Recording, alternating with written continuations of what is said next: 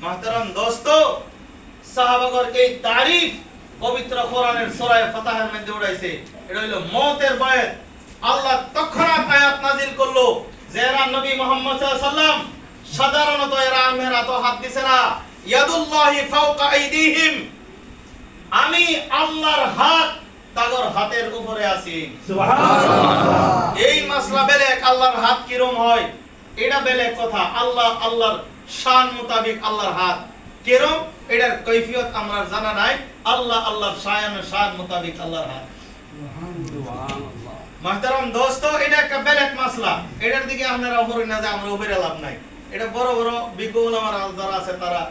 এটা ইয়াহরো কিন্তু কথা হইলো আল্লাহ সুবহানাহু ওয়া তাআলা কইতাছে আমার হাতের তলে এই 11 হাত আছে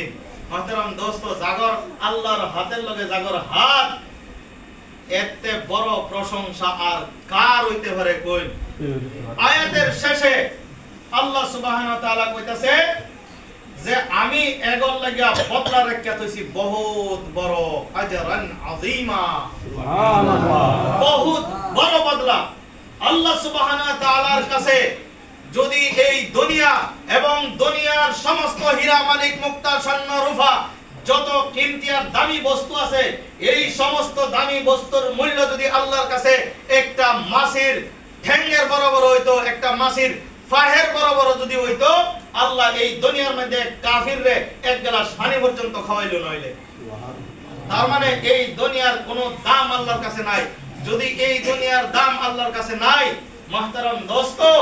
তাহলে আল্লাহ যদি বড় কইছে বদলা বড় হইব তাহলে এই দুনিয়ার সমস্ত বস্তুর যদি দাম আল্লাহর কাছে নাই তাহলে আল্লাহ যেটারে বড় কইছে এটা কতটুক বড় হইব অন্তত দুনিয়ার কোন মানুষে এটা ভাষার দ্বারা বোঝানো সম্ভব না ভাষার দ্বারা বোঝানো সম্ভব না محترم दोस्तों তা আমি আপনাদের মওতের বয়াতের কথা কইতাম না মওতের ভয় লাগে না এই ক্ষমতা আমার নাই محترم दोस्तों मात्र 4 মাসের লাগা কেডা কেডা তৈরা শুনে আল্লাহর রাস্তাত ইনশাআল্লাহ মাত্র 4 মাস মওতের কথা না ভাই